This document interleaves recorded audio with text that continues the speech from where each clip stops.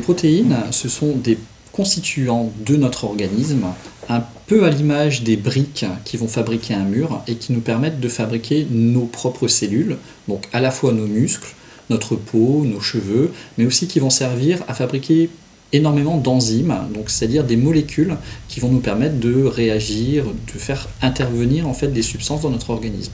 C'est le cas par exemple de l'insuline qui est une protéine.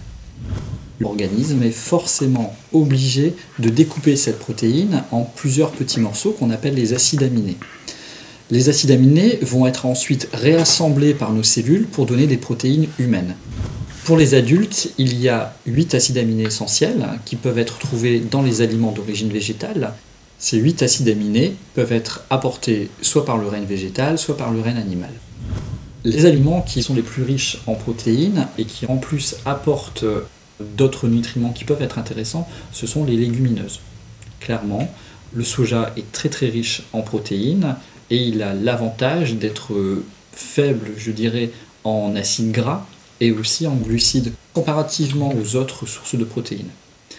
Les oléagineux, par exemple, sont très riches en protéines, mais ils ont l'inconvénient, on va dire, d'apporter aussi beaucoup de matières grasses, qui, dans le cadre d'un équilibre alimentaire, peut être plutôt péjoratif.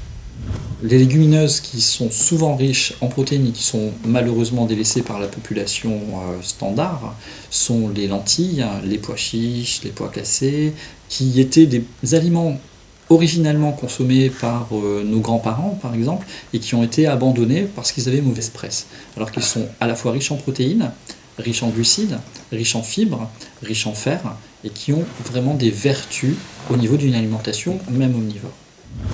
Une alimentation végétalienne peut parfaitement couvrir les besoins en protéines d'un homme adulte.